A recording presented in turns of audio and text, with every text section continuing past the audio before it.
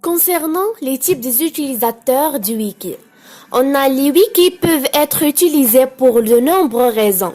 Il peut être utilisé pour créer une base de connaissances sur un sujet spécifique.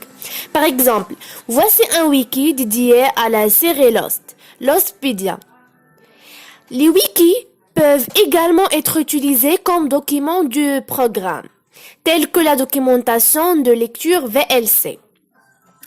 On a aussi, un wiki peut également être installé à côté d'un site web pour permettre aux visiteurs de contribuer indirectement. C'est le cas de son Framasoft Wiki. Il est donc clair que les domaines de l'application Wiki peuvent être très divers. Aujourd'hui, il y en a des milliers sur le web et le phénomène ne se limite pas à la plateforme Wikipédia. Nous allons voir maintenant les avantages et les inconvénients du wiki. Un wiki répond à un besoin spécifique en tant que tel. Il a ses avantages, mais il a aussi ses inconvénients. On commence par les avantages du wiki. On a premièrement travail collaboratif. Le travail collaboratif fait gagner beaucoup de temps. Tout le monde peut corriger les erreurs des autres et il est facile de travailler ensemble sur le même document. Deuxièmement, vitesse d'écriture.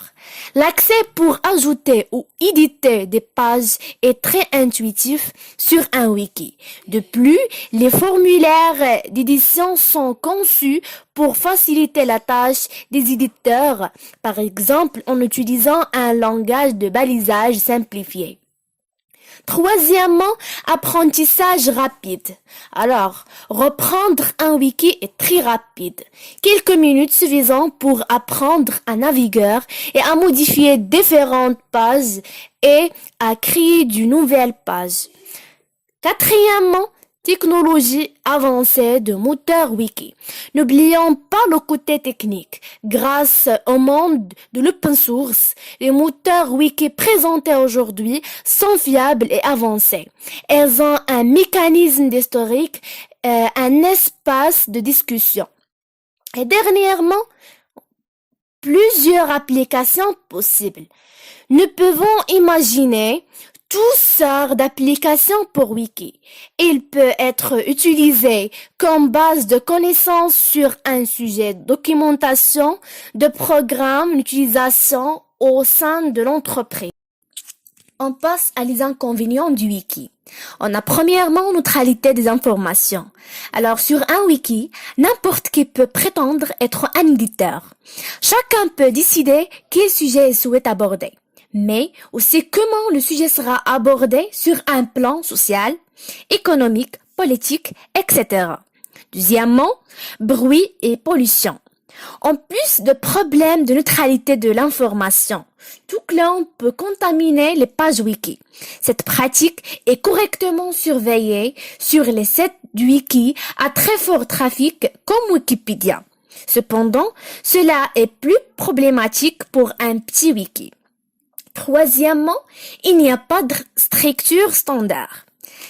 La structure d'écriture des articles n'est pas la même sur tous les wikis, bien qu'il soit généralement facile à apprendre.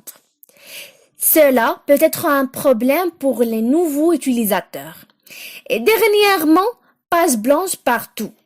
De nombreux liens sur les sites web des wikis mènent à des pages blanches simplement parce que la page en question n'a pas encore été écrite. Un problème quelque peu déroutant pour les débutants. Nous sommes maintenant dans la partie la plus importante sur notre présentation. C'est comment créer un wiki. Alors, la première étape, c'est les fichiers du moteur du wiki. Commençons sans plus tarder l'installation du MediaWiki. Nous devons tout d'abord décompresser l'archive téléchargée puis déplacer les fichiers dans un répertoire de notre serveur web. Ces fichiers sont pour la plupart écrits en PHP et constituent le moteur du wiki. Deuxième étape, le formulaire d'installation du MediaWiki. Nous pouvons ensuite démarrer l'installation. Celle-ci se fait directement depuis un navigateur web. La première et seule étape de cette installation consiste à remplir un formulaire. Une série de réglages nécessite alors d'être configuré. Le nom du wiki, le login et mot de passe de l'administrateur. Les paramètres de connexion à la base de données, puis une poignée de paramètres qui sont propres au wiki. Maintenant, l'installation est terminée. Une fois l'installation réussie, nous devons déplacer le fichier dans le répertoire parent. Ce fichier contient tous les paramètres rentrés précédemment lors de l'installation. Une fois ce fichier déplacé, le moteur du wiki pourra prendre en compte les paramètres que nous avons renseignés dans le formulaire. Troisième étape, le wiki est opérationnel. Ceci fait, nous pouvons accéder à notre wiki.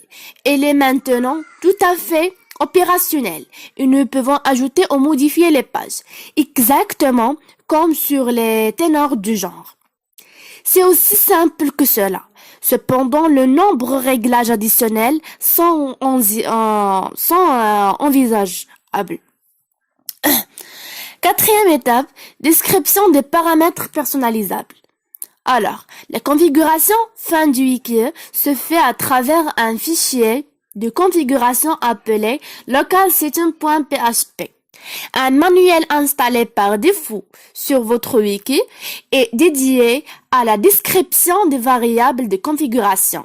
Ce sont plus de 500 variables qui peuvent en effet être personnalisables. Ainsi, il vous est possible de personnaliser les chemins où se trouvent les images du wiki, la configuration d'email, les paramètres de langue, les paramètres Ajax ou encore le thème à utiliser. Cinquième étape, nous pouvons écrire notre première page. Une fois configurée, nous pouvons faire vivre notre wiki et ajouter une première page. Bien sûr, cette solution est adaptée aux personnes habituées à travailler sur un serveur web. Si c'est votre cas, l'installation d'une telle solution est une nouvelle fois un jeu d'enfant. Septième étape, c'est l'accès de Google Sites. Utilisez un outil online.